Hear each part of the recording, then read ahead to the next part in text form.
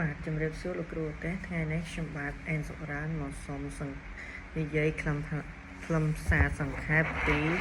ការសង្ខេបមេរៀន Embedded for Assessment Summative Embedded for Assessment ចឹងអីទៅជា Summative Embedded Assessment គឺជាការប្រើប្រាស់ការវាយតម្លៃសរុបដើម្បីគ្រប់គ្រងដល់ការអភិវឌ្ឍការរៀនដោយយកលទ្ធផលមកផ្ដល់មតិយោបល់និងកែប្រែការបង្រៀនវាគឺជាការវាយតម្លៃដែលថ្នាក់រៀនដែលរៀបចំជាមុនមានរចនាសម្ព័ន្ធនិងយកលទ្ធផលទៅប្រើប្រាស់បន្ទាប់ពីពេលខ្លះមិនមែនភ្លាមក្នុងថ្នាក់ទូទៅមានន័យថាការធ្វើលទ្ធផលសរុបហ្នឹងគឺដើម្បីគ្រប់គ្រងដល់ការរៀនឧទាហរណ៍ថាការធ្វើលទ្ធផលតកតងទៅលើការប្រឡងបញ្ចប់ការប្រឡងឌីប្លូមប្រឡងបាក់ឌុបប្រឡងបញ្ញត្តិបត្រអីហ្នឹងគឺជាការប្រឡងដែលមានការរៀបចំទុកមុនមិនអាចយើងធ្វើភ្លាមនៅក្នុងថ្នាក់រៀនបានទេហើយប្រភេទនៃការវាយតម្លៃសំខាន់មានដូចជាការប្រើមុនពេលបង្រៀនដើម្បីដឹងពីកម្រិតចំណេះដឹងដើមដើម្បីកំណត់ចំណុចចាប់ផ្ដើមនិងកម្រិតលំបាកសមស្របចំណុចនេះក៏សំខាន់ដែរគឺដូចជាការប្រឡងទី6ការប្រឡងទី9ការប្រឡងទី6ទី9និងទី12គឺជាកម្រិតដែលយើងសម្រាប់ថាចូលឧទាហរណ៍បើទី6យើងកំណត់ដើម្បីចូលរៀននៅអនុវិទ្យាល័យអត់ដឹងថាគាត់នឹងបកែឬក៏ខ្សោយបើសិនជាបកែគឺយើងត្រូវដាក់ផ្សេងដាក់នៅក្នុងថ្នាក់ដែលអ្នកបកែដូចគ្នាប៉ុន្តែបើគាត់ខ្សោយដាក់នៅក្នុងថ្នាក់ដែលគាត់ខ្សោយហើយមួយទៀតគឺប្រើដើម្បីពិនិត្យការយល់ដឹងកំណត់កំហុសនិងផ្ដល់មតិជាក់លាក់ដើម្បីត្រួតពិនិត្យឡើងវិញកន្លែងនេះគឺប្រើដើម្បីឲ្យយើងដឹងពីកំហុសរបស់គាត់ហើយយើងផ្ដល់មតិណែនាំទៅគាត់ដើម្បីឲ្យគាត់នឹងកែប្រែលើការត្រួតពិនិត្យចិត្តស្និទ្ធហ្នឹងអញ្ចឹងយើងបន្ទាប់ពីការប្រឡងមកយើងត្រូវផ្ដល់មតិឲ្យគាត់ថាត្រូវខំប្រឹងកែប្រែខំប្រឹងបន្ថែមហើយមិនអាចថាយើងទៅតាមទូទុនទៅតាមការប្រឡងហ្នឹងបានទេបន្ទាប់មកគឺជាការសរុបក៏អាចប្រើបានសម្រាប់អភិវឌ្ឍបានប្រសិនបើអ្នកមានមតិយោបល់ភ្លាមនិងសកម្មភាពកែសម្រួលមានន័យថាទោះបីជាការធ្វើដូចជាការធ្វើ quiz unit test ការតេស្តមេរៀនភ្លាមquiz ឬក៏ការតេស្តមេរៀនបញ្ចប់ហ្នឹងគឺយើងត្រូវតែធ្វើហើយបើសិនជាគាត់មានកំហុសឆ្គងយើងត្រូវផ្ដល់មតិណែនាំភ្លាមឲ្យគាត់មកដើម្បីកែសម្រួលកុំឲ្យគាត់បន្តឲ្យមានកំហុសឆ្គងនៅបន្តទៀតបន្ទាប់មកគឺលទ្ធផលនិងមតិយោបល់ឆាប់រហ័សជួយឲ្យគ្រូវិភាគទិន្នន័យបានល្អចំណុចនេះគឺយើងត្រូវប្រើ digital tool ដើម្បីដឹងពីលទ្ធផលនិងមតិយោបល់បានឆាប់រហ័សងាយស្រួលក្នុងការកំណត់ហើយចំណុចចុងក្រោយគឺជាការមានតម្លៃក្នុងការតាមដានស្តង់ដារគឺប្រើដើម្បីពិនិត្យលើស្តង់ដារនិងការប្រើប្រាស់ផ្សេងដើម្បីឲ្យយើងដឹងថាតើស្តង់ដារការរៀនរបស់គាត់នឹងត្រឹមត្រូវដែរឬទេចុងខ្ញុំនឹងបកស្រាយពីចំណុចនីមួយឲ្យច្បាស់បន្ទាប់មកយើងមានចំណុចមួយទៀតគឺមតិយោបល់ឬក៏ feedback ជាចិត្តនៃ summative មានន័យថាគឺជាការផ្ដល់មតិយោបល់ជាក់លាក់មួយឲ្យគាត់អាចអនុវត្តឲ្យដឹងមិនត្រឹមតែខុសទេគឺគាត់ដឹងពីភាពត្រឹមត្រូវទេមិនមែនថាដឹងខុសហើយដឹងត្រូវទេគឺឲ្យគាត់ដឹងទាំងភាពត្រឹមត្រូវទៀតធ្វើមិនបានដឹងភាពត្រឹមត្រូវធ្វើមិនបានដឹងភាពខុសយើងមិនអាចថាខុសឬក៏ត្រឹមត្រូវអត់ទេអញ្ចឹងយើងត្រូវតែ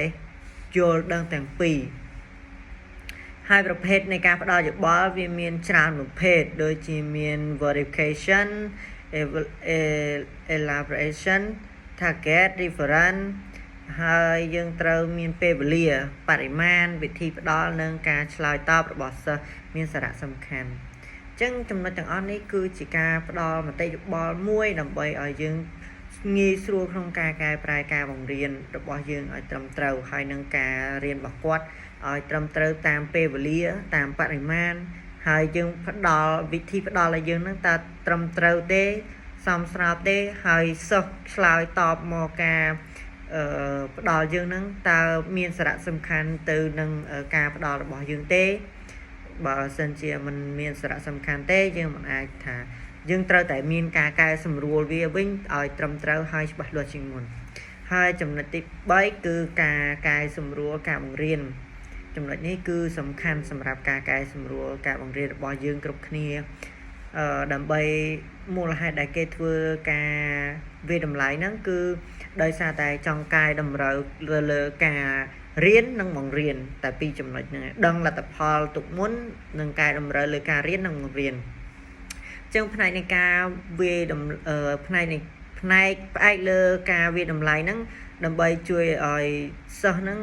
បិទចន្លោះចំណេះដឹងមានន័យថាកន្លែងដែលគាត់ចន្លោះមិនដឹងគឺ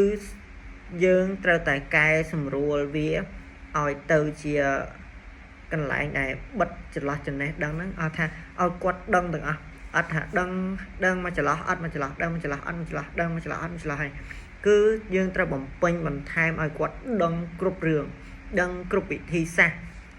ហើយដឹងទាំងការរៀនបែប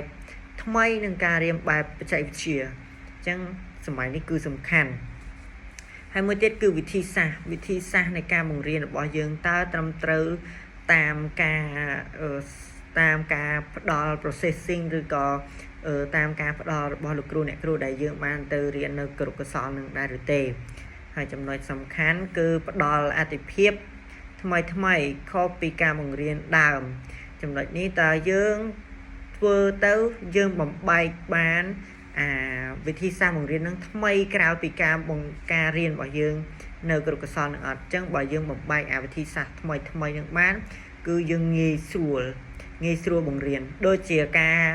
បំបែកឲ្យទៅជាធ្វើជាការងារក្រុមធ្វើជាការបង្រៀនជាដៃគូឧបករណ៍ឬក៏ការរៀនតាមឧបករណ៍ digital ដើមវាមិនអាចថាឲ្យយើងរៀនផ្ទាល់រាល់ថ្ងៃបានទេចំណុចខ្លះត្រូវឲ្យកូនសិស្សរៀនតាមបែប digital ចំណុចខ្លះក៏ឲ្យរៀនជាក្រុមចំណុចខ្លះឲ្យរៀនជាដៃគូនេះគឺល្អហើយសារៈសំខាន់នៃការវិតម្លៃហ្នឹងគឺវាស្ថិតលើវាអាចវិតម្លៃសរុបទាំងការរៀនបានប្រសិនបើមានមតិយោបល់មានគុណភាពនិងការកែប្រែការបង្រៀនជាក់ស្ដែងអញ្ចឹងដើម្បីយើងសារៈសំខាន់នៃការធ្វើការវិតម្លៃហ្នឹងគឺវាជួយគាំទ្រដល់ការរៀននិងការបង្រៀនដើម្បីឲ្យមានមតិយោបល់មានគុណភាពអញ្ចឹងបើសិនជាការរៀនហ្នឹងវាមិនសមស្របការបង្រៀននឹងមិនត្រឹមត្រូវគឺយើងត្រូវផ្ដល់មតិយោបល់មួយដែលមានគុណភាពហើយត្រូវកែប្រែការបង្រៀនជាក់ស្ដែងឲ្យទៅជាការបង្រៀនមួយបែបគុណភាពបែបវិជ្ជមានហើយនឹងមានប្រសិទ្ធភាពសម្រាប់សិស្សដើម្បីថាសិស្សរៀនទៅគឺចេះហ្មងរៀនទៅគឺល្អហ្មងហើយចំណុចមួយទៀតគ្រូត្រូវតែប្រើទិន្នន័យយ៉ាងសកម្មកុំសន្មតថាសិស្សគ្រប់ឆ្នាំដូចគ្នាគឺត្រូវបន្តយុទ្ធសាស្ត្រតាមតម្រូវការសិស្សចំណុចនេះគឺល្អហើយត្រឹមត្រូវខ្លាំងមែនតើគ្រូមិនអាចប្រើថាឆ្នាំខ្ញុំបរិញ្ញាបត្រទី3ឆ្នាំណាក៏ដូចឆ្នាំណាឆ្នាំណាក៏ដូចឆ្នាំណាអត់ទេទោះបីជាបង្រៀនទី3ទី4ទី5ទី1ទី2មិនក៏ដោយគឺសិស្សពីមួយឆ្នាំទៅមួយឆ្នាំពីមួយថ្ងៃទៅមួយថ្ងៃគឺមានការផ្លាស់ប្ដូរឡើងជានិច្ចមានការអភិវឌ្ឍជានិច្ចទោះបីយើងថាការកម្រិតនៃការបង្រៀនយើងខ្សោយក៏កម្រិតនៃការយល់ដឹងក្នុងសកលពិភពលោកគឺកើនឡើងដែរហេតុអីបានជាខ្ញុំនិយាយថាអញ្ចឹងមួយថ្ងៃកូនសិស្សប្រើប្រាស់ទូរស័ព្ទច្រើនប្រើប្រាស់ទូរស័ព្ទដើម្បីមើល YouTube មើល TikTok មើលវីដេអូមើល Facebook អញ្ចឹងគាត់មានគំនិតអភិវឌ្ឍច្រើនអញ្ចឹងពីមួយឆ្នាំទៅមួយឆ្នាំគឺកម្រិតយល់ដឹងនិងយុទ្ធសាស្ត្រគឺមិនអាចដូចគ្នាដោយសារតែកម្រិតយល់ដឹងរបស់កូនសិស្សពីមួយឆ្នាំកើនតិច ចឹងយើងត្រូវតែប្រើយុទ្ធសាស្ត្រថ្មីរហូតហើយយើងត្រូវអាប់ដេតជារៀងរាល់ឆ្នាំដើម្បីបំពេញតម្រូវការសិស្សក្នុងឆ្នាំនីមួយសម្រាប់ឲ្យយើងនេះកែប្រែនៅអ្វីដែលថ្មីហើយតាមឲ្យទាន់បច្ចេកវិទ្យារបស់សង្គមអញ្ចឹងចំណុចរបស់ខ្ញុំគឺបកស្រាយបានតែប៉ុណ្នេះសូមអរគុណសូមគោរពលា